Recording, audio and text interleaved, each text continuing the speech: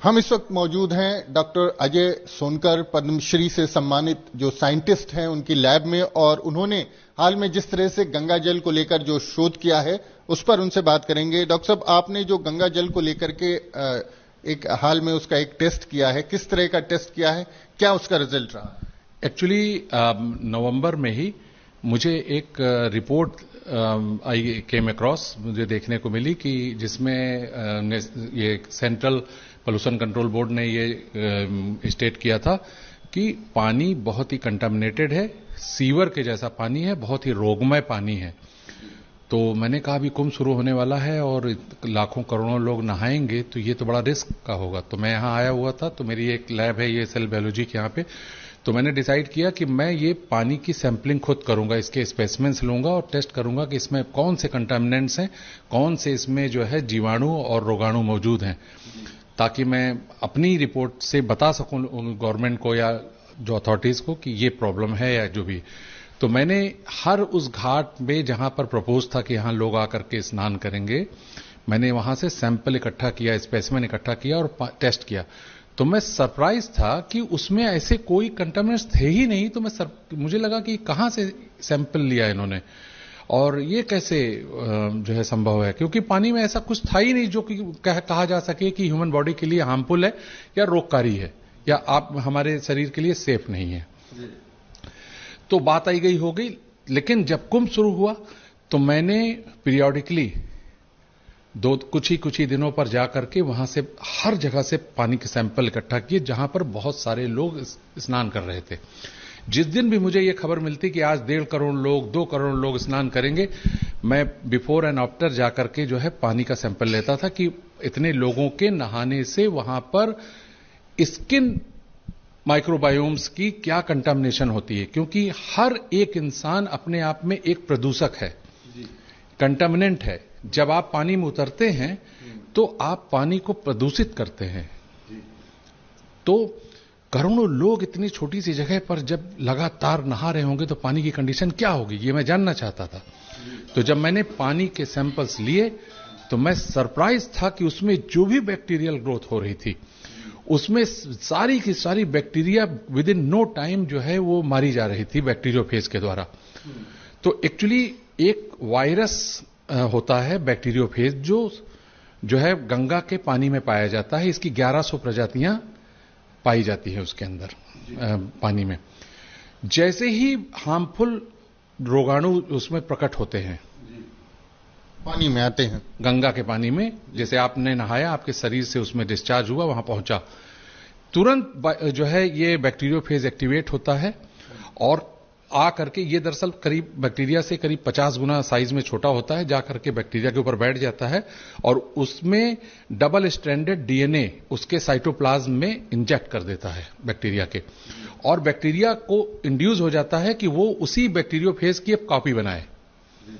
वो फिर उसी की कॉपी बनाने लगता है। उस हालत में वो किसी लायक नहीं रहता बैक्टीरिया, वो सिर्फ जो है उसी बैक्टीरियोफेज की कॉपी बना रहा होता है।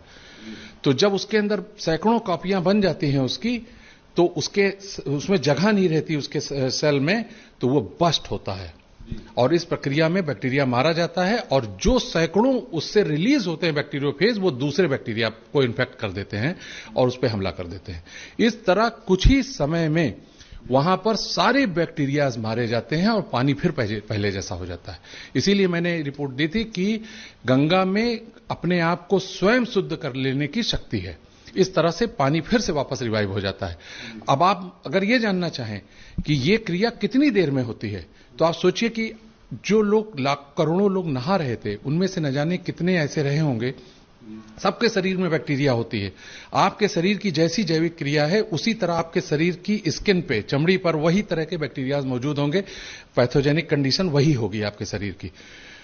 अब उसने यहाँ प्रवेश किया पानी में और उससे जो है हार्मफुल बैक्टीरियाज पानी में पहुंचे, तो बगल में जो दूसरा व्यक्ति नहा रहा है उसके शरीर में वो उसका संक्रमण हो उसके पहले बैक्टीरियोफेज उसको जो इन्फेक्ट करके मार देता है।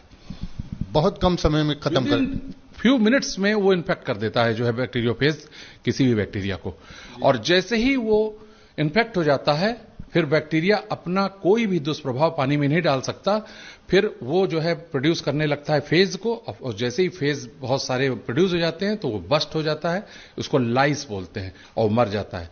देखिए अभी यहां पर माइक्रोस्कोप में ये जो बैक्टीरिया आप देख रहे हैं ये लाइस कंडीशन में है, इसके अंदर देखिए छोटे छोटे बहुत सारे एलिमेंट्स मिलेंगे, दीज आर द बैक्टीरियोफेज, और ये बस्ट हो गया है।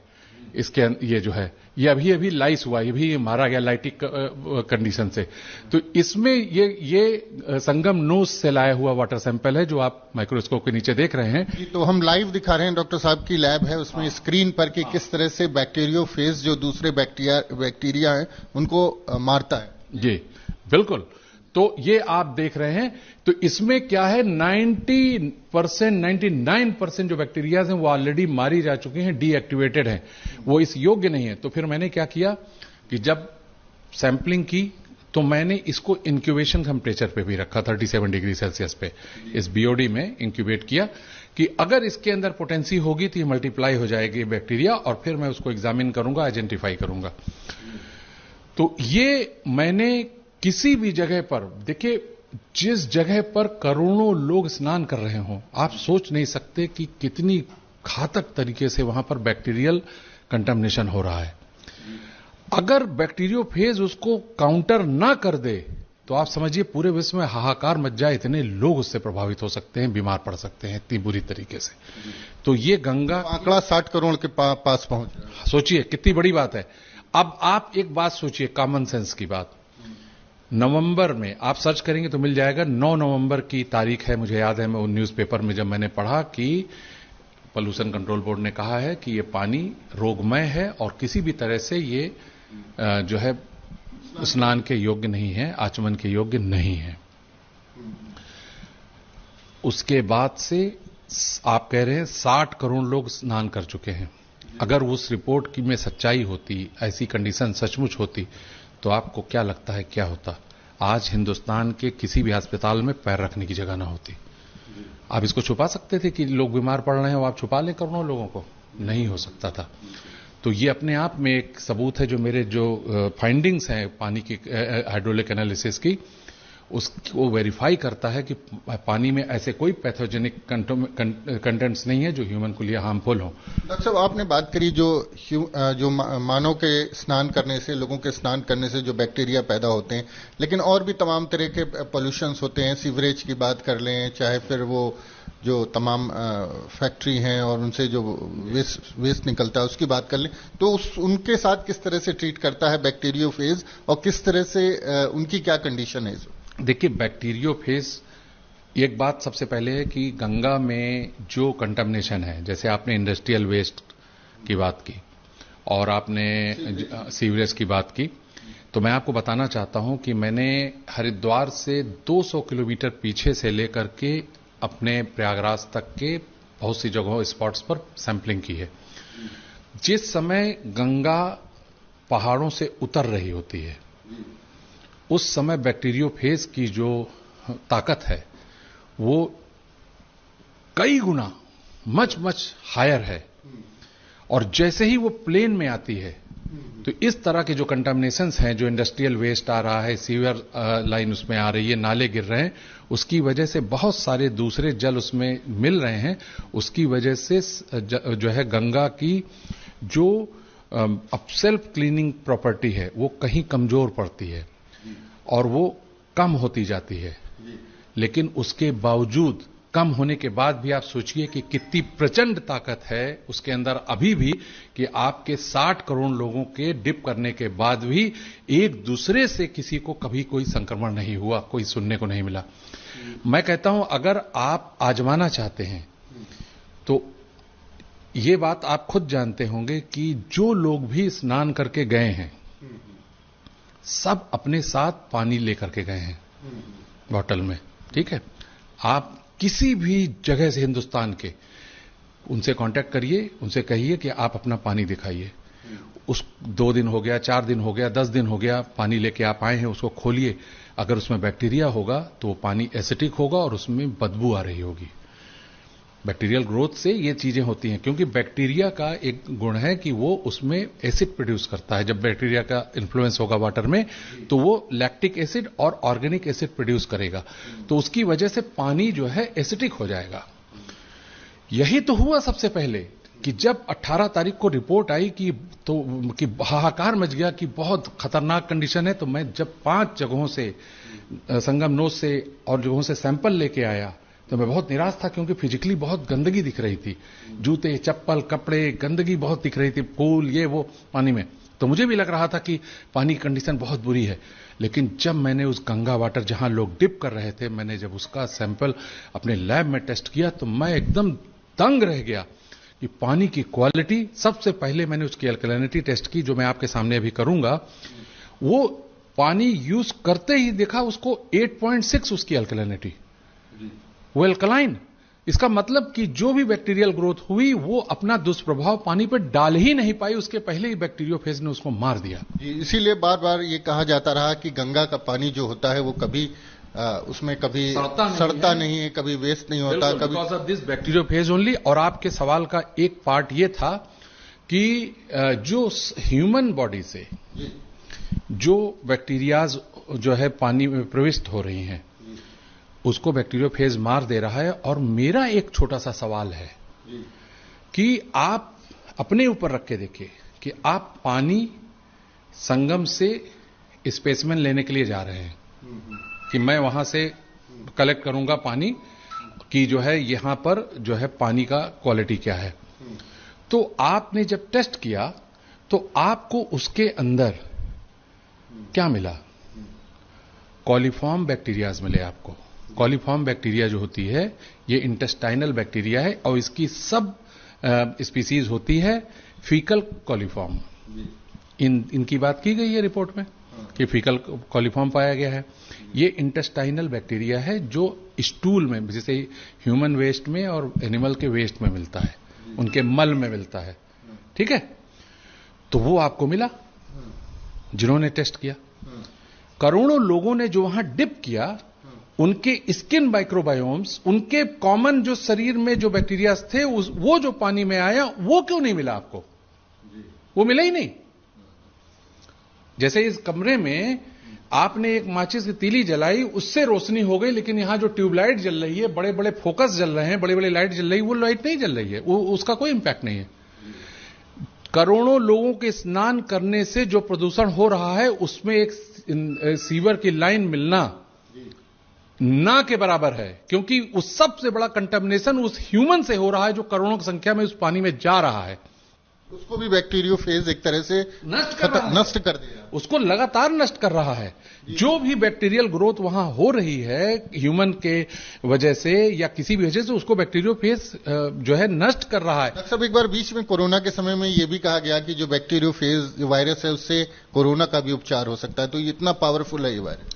देखिए, ऐसा है कि जो कोरोना वायरस है वो वायरस है। कोरोना वायरस में और बैक्टीरियोफेज में फर्क क्या है? पहली बात कि ये जो है कोरोना वायरस है, ये जाकर के यही चीज करता है जो ये बैक्टीरियोफेज करता है, लेकिन वो करता है कोशिकाओं में।